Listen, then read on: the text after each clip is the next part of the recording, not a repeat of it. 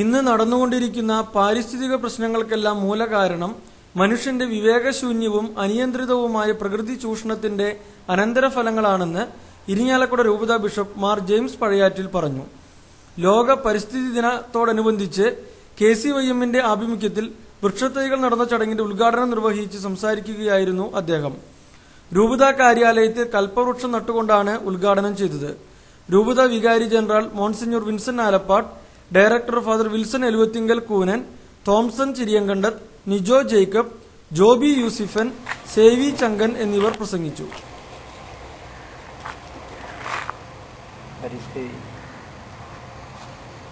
ലോകദിനം ഇന്ന് ഔപചാരികമായി ഉദ്ഘാടനം ചെയ്യുന്ന വേളയിൽ അതിരാവിലെ തന്നെ ഇവിടെ നമ്മുടെ രൂപത്തിൽ പല ഇടവുകളിലും ഇന്ന് തെങ്ങ് തൈ നടപ്പെടാൻ ഇടവരികയാണ്. ശിവൻ്റെ ഇനീഷ്യേറ്റീവ് ഇത്തരത്തിലുള്ള ഒരു പ്രക്രിയ നടക്കുന്നുവെന്ന് ഏറെ സന്തോഷകരം. കഴിഞ്ഞ വർഷം ജോബ് ട്രീ നൽകപ്പെട്ടു ഓർക്കുന്നു.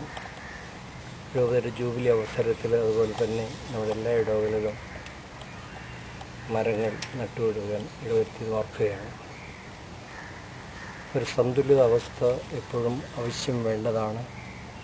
അത് നഷ്ടപ്പെടുന്ന അവസ്ഥയിൽ പ്രകൃതി ഒരുപക്ഷെ കോപിക്കുന്നതും നാശനഷ്ടങ്ങൾ വന്നു ചേരുന്നതും ഇന്ന് അനുഭവിക്കൊണ്ടിരിക്കുന്നു. അതുകൊണ്ട്